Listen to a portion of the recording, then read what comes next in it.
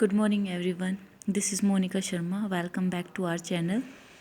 Interested person, please join us, like or subscribe our channel. Today, we will discuss about the rule of accounts or rule of debit or credit. As we already discussed about the meaning of accounting, in meaning of accounting, we discussed that the need of recording is arised because it is not possible for any person to remember all the transactions that occur in day-to-day routine. So the question arises, how can we record the transaction in book of account? So without knowing rules of debit and credit, we can't post any entry or we can't record any transaction. So today we will start with the types of account, or you can say that the rules of debit and credit. So here the types of accounts are classified into two categories. First one, personal account, and second is impersonal account. Now the personal account is further classified into three parts, that is natural personal account, second is artificial personal account, and the third is representative personal account. Now we will talk about the personal account. So what do you mean by personal account? These accounts are related to human beings, artificial persons और representative accounts. So आपको पता होना चाहिए कि personal means that is related with person. अब हम सिर्फ person की बात नहीं करेंगे, हम नेचुरल पर्सनल अकाउंट की बात भी कर रहे हैं, यहाँ पे आर्टिफिशियल पर्सनल अकाउंट की बात भी कर रहे हैं और रिप्रेजेंटेटिव पर्सनल अकाउंट की बात कर रहे हैं. तो आपको कैसे डिफरेंस क्रिएट होगा कि कैसे, मतलब किस चीज़ में हम कौन सा पॉइंट यहाँ पे लेंगे. फर्स्ट वन, अगर आप बात करते हो नेचुरल की, तो नेचुरल पर्सनल अकाउंट आपका क्या होता है, that is created by God. Means कोई भी person, for example Ram, Shyam, Mohan, Radha, what ever. So they possesses a physical existence. अगर आप नेचुरल पर्सनल की बात करते हो, नेचुरल पर्सनल अकाउंट की बात करते हो, तो इस अकाउंट में सिर्फ आप उन्हीं को लेंगे जो कि गॉड के द्वारा क्रिएट किए गए हैं और जिनकी एक फिजिकल एग्जिस्टेंस होती है.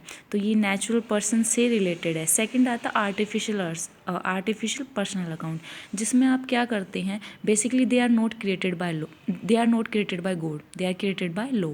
इनको भगवान ने नहीं बनाया है, ये लॉ ने बनाया है. इट मीन्स आप क्या क्या इसमें इंक्लूड कर सकते हैं, you can include the company, business, partnership form, cooperative societies, आप ये सब इंक्लूड करते हैं. बेसिकली इनका क्या होता है, ये लॉ के द्वारा क्रिएट किए गए हैं, इनकी सेपरेट एंटिटी होती है. ये अपने नेम से कोई भी डील कर सकते हैं, डील इन द सेंस ये परचेज कर सकते हैं, सेल्स कर सकते हैं, ये अपने नाम से फाइल शू कर सकते हैं या इनके अगेंस्ट फाइल शू किया जा सकता है. तो इट मीन्स इनका एक एग्जिस्टेंस है लेकिन फिजिकल एग्जिस्टेंस नहीं है. तो ये डिफरेंस हो गया. यहाँ पे natural means that is created by God and the artificial means that is created by law. Third आता है रिप्रेजेंटेटिव. रिप्रेजेंटेटिव पर्सनल अकाउंट में आप क्या लेंगे, representative personal account basically represent करता है ग्रुप ऑफ पर्सन को. मीन्स ये डायरेक्टली डील नहीं करता पर्सन से, बेसिकली ग्रुप ऑफ पर्सनस को रिप्रेजेंट करता है. कैसे, जैसे आप मान सकते हैं outstanding expenses, prepaid expenses, income earn in advance and accrued income. अब आपको इनकी छोटे छोटे मीनिंग है क्लियर होनी चाहिए, होते क्या हैं ये. बेसिकली जब आप आउटस्टैंडिंग की बात करते हैं, मैं यहाँ पे लिख देती हूँ कि इसमें आता है आपका, नेचुरल में आता है आपका person that is created by God. Example आपके हो सकते हैं राम, श्याम, मोहन. यहाँ पे हम आर्टिफिशियल की बात करते that is created by law. Law के द्वारा जैसे आपके हो गए कोई भी बैंक हो गया, SBI, RBI, ठीक है, SEDBI, वटएवर. इसके बाद आपकी आती है आर्टिफिशियल में पार्टनरशिप फर्म आ जाएगी, कंपनी आ जाएंगी. रिप्रेजेंटेटिव में बात बताया था अभी मैंने, आउटस्टैंडिंग आती है. आउटस्टैंडिंग क्या होता है, basically those expenses that is due but not paid. आपके ऐसे एक्सपेंसेस जो कि ड्यू हैं लेकिन अभी पे नहीं किए हैं. सेकंड आता है प्रीपेड. प्रीपेड क्या होता है, pre plus paid, means that is paid in advance. आपने वो एक्सपेंसेस पे कर दिए हैं लेकिन आपने अभी तक उनका बेनिफिट नहीं लिया है. थर्ड आता है एक्यूर्ड इनकम, जो इनकम आपने कमा ली है और आपकी इनकम रिसीव्ड इन एडवांस, जो आपने ऑलरेडी मतलब इनकम रिसीव कर ली है लेकिन आपको अभी तक उस पर काम करना बाकी है.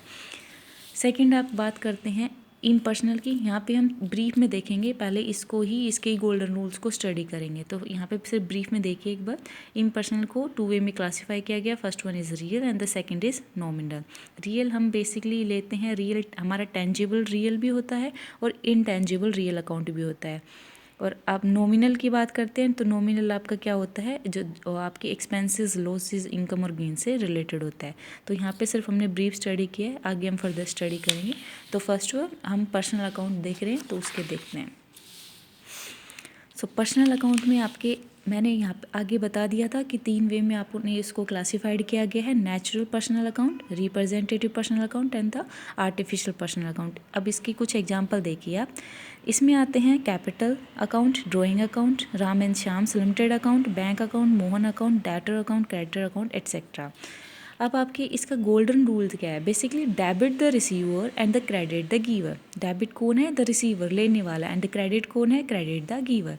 ये आपके जो गोल्डन रूल्स है, इनकी हेल्प से आप क्या करते हैं, ट्रांजेक्शन्स को बुक ऑफ अकाउंट में रिकॉर्ड करते हैं, जर्नल एंट्री पास करते हैं। अगर किसी भी स्टूडेंट को इनके बारे में नॉलेज नहीं है तो बिना इनकी नॉलेज के वो कोई भी एंट्री पोस्ट नहीं करता।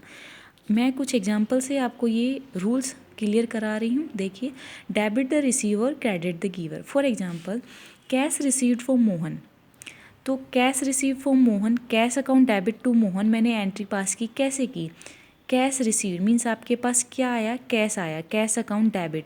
आप कैश अकाउंट डेबिट, इसमें आगे आप रियल अकाउंट का रूल भी पढ़ेंगे, डेबिट वर्ड कम्स इन। आपके पास कैश आ रहा है तो आप एंट्री पास करें, cash account debit to Mohan, Mohan के अकाउंट को क्रेडिट किया कि मोहन कौन है, गिवर है। यहाँ पे सिर्फ आपको ये पॉइंट क्लियर होगा अभी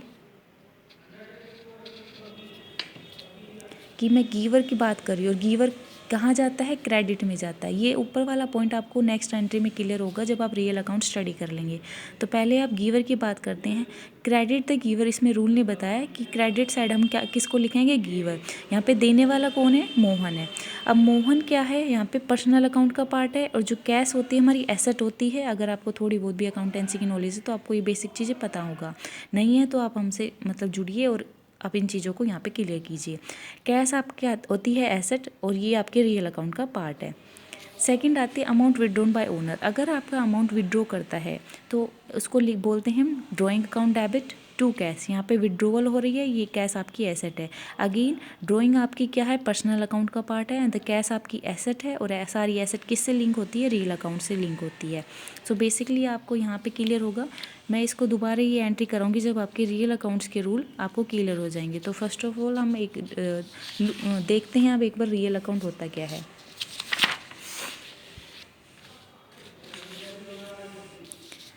सेकंड आता है आपका real account. Basically real account is related with all assets and property. आपकी एसेट्स जो आपने ओन की है, प्रॉपर्टी जिन पे आपका राइट है, जैसे कि land and building, plant and machinery, cash account, goodwill account, all these are assets, so that comes in real account. Now what will be the rule of real account? The golden rule of real account is the debit what comes in and credit what goes out. Debit जो आपके पास आया and the credit what goes out जो आपसे गया। For example, machine purchased in cash। अच्छा, आपने machine purchase की तो आपके पास क्या आ रहा है, मशीन आ रहा है, मीन्स आप गए शॉप पे, आपने मशीन खरीदी तो आपके पास क्या है, आप साथ मशीन लेके आओगे, ठीक है। तो machinery account debit, machine account आपका क्या हो रहा है, यहाँ डेबिटेड हो रहा है। सेकंड है, अगर आप मशीन पे कर रहे हो और आपने बताया कि कैश में कर रहे हो तो इट मीन्स आपके पास से कुछ जाएगा, क्या जाएगा, कैश जाएगा, तो cash account will be credited. ये रूल यहाँ पे क्लियर हो रहा है यहाँ पे कि आपके पास जो चीज़ आ रही है आप उसको डेबिट साइड पुट कर रहे हो, और जो चीज़ आपके पास से जा रही है वो उसको आप क्रेडिट पुट कर रहे हो। तो मशीन आपके पास आई इसलिए machine account will be debited. आपके पास आपने मशीन खरीदी है तो फ्री में तो खरीदी नहीं है, आपको कुछ ना कुछ पे करना पड़ेगा, ठीक है। आप कैश पे कर रहे हो तो आपके पास क्या जा रहा है, कैश इज गोइंग आउट, आपका बाहर जा रहा है, so cash account will be credited. Both these are asset, machinery is an asset और कैश भी आपका एसेट है, तो ये आपका क्या है, रियल अकाउंट है दोनों। आई होप ये पॉइंट आपको क्लियर हुआ होगा, ठीक है। Now next example is furniture purchase in cash. So furniture is an asset. आपने फर्नीचर परचेज किया तो क्या आया आपके पास, फर्नीचर आया, सो फर्नीचर अकाउंट डेबिट मीन्स आपका फर्नीचर अकाउंट क्या हो गया, डेबिटेड हो गया। आपने फर्नीचर कैश में पे किया तो इट मीन्स आपके पास से क्या गया, कैश गया, तो कैश अकाउंट क्या हो जाएगा, क्रेडिट हो जाएगा। तो आपकी एंट्री पास होगी to cash account. Both these are asset and these are the part of real account. ये दोनों क्या है, आपकी रियल अकाउंट है क्योंकि ये आपकी एसेट है। नेक्स्ट आता है कैश इंट्रोड्यूस्ड बाय ओनर। आपके ओनर ने मीन्स जो मालिक है उसने बिजनेस में कैश लगाया। सो बिजनेस के पास क्या है, आपने बिजनेस के पॉइंट ऑफ व्यू से सोचना है। बिजनेस के पास कैश आया, ठीक है। और जिसने लगाया वो क्या है, कैपिटल बोला जाएगा। मीन्स कभी ना कभी बिजनेस को ओनर के भी रुपए लौटाने पड़ेंगे। सो ये क्या हो जाएगा, क्रेडिट, कैपिटल हो जाएगी क्रेडिट, ठीक है। तो आपका cash account debit, debit what comes इन, आपके पास क्या आया, कैश आया। और कैपिटल क्या बन जाएगी, आपकी पर्सनल अकाउंट है। तो देने वाला कौन है, ओनर है। किस फॉर्म में दे रहा है, कैपिटल की फॉर्म में दे रहा है, इसलिए capital account will be credited.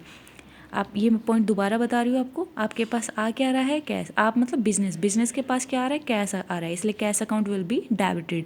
Credit क्या हो रहा है, कैपिटल अकाउंट हो रहा है। क्यों हो रहा है, क्योंकि आप देने वाला कौन है, ओनर है। और ओनर किस फॉर्म में दे रहा है, कैपिटल की फॉर्म में दे रहा है, इसलिए कैपिटल अकाउंट को हम कहाँ डाल रहे हैं, क्रेडिट साइड डाल रहे हैं। सो कैश यहाँ पे आपकी एसेट है, ये रियल अकाउंट है।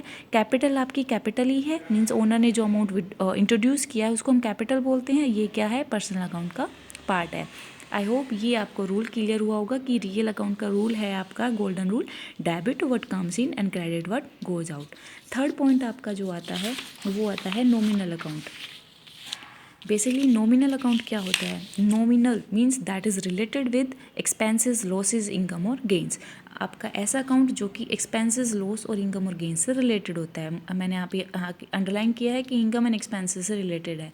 तो इनकम और एक्सपेंसेस कैसे लिखेंगे, पहले हम ब्रीफ में एक एग्जांपल देखते हैं। Wages, salary, commission received, loss on sale of asset, gain on sale of asset, ये सारे आपके नॉमिनल अकाउंट के एग्जांपल्स हैं।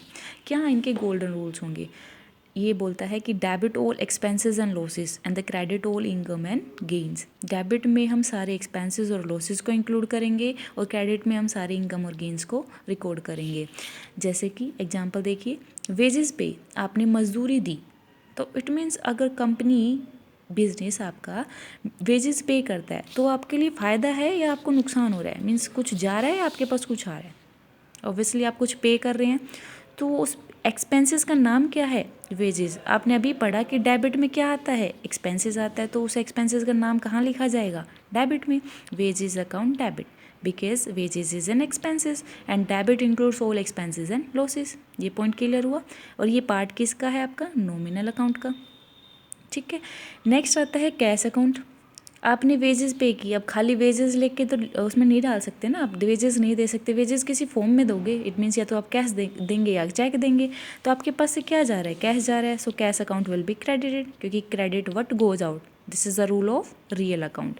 रियल अकाउंट ने अभी आपको बताया था कि debit what comes in, credit what goes out. आप नॉमिनल की बात कर रहे हैं तो नॉमिनल में सारे एक्सपेंसेस कहाँ पे लिख रहे हैं, आप डेबिट साइड लिख रहे हैं। एक्सपेंसेस किस फॉर्म में दे रहे हैं, आप कैश की फॉर्म में दे रहे हैं। तो इट मीन्स कंपनी से कौन जा रहा है, कंपनी से क्या जा रहा है, कंपनी से cash is going out.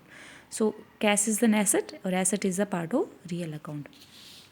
Third आता है आपका गुड्स परचेज। आपने गुड्स परचेज किया तो आपके पास क्या आया, गुड्स आया, purchase account debit, purchase account debit to cash. अब गुड्स तो परचेज किया है, इट मीन्स आपके लिए परचेज वो एक्सपेंसेस है, खर्चा एक तरीके से, जब तक उस गुड्स को आप यूज़ नहीं करते या एक तरीके से किसी ना किसी चीज़ में इसको इन्वॉल्व नहीं करते, तो परचेज़ आपका एक्सपेंसेस ही कहलाएगा। और एक्सपेंसेस आपका क्या होता है, नॉमिनल अकाउंट होता है।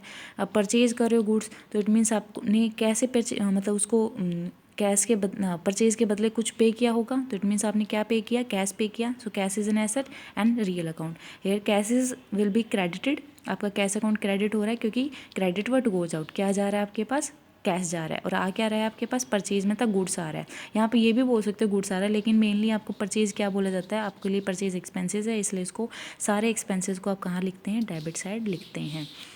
अब आप एक बार फर्स्ट पेज पे आइए, जो आपकी क्लियर नहीं हुआ था कि अब मैंने जो पर्सनल अकाउंट में कैश डेबिट में लिखा था वो आपको जब क्लियर नहीं होगा, क्योंकि रूल्स एक आपने अब स्टडी किए हैं रियल अकाउंट के।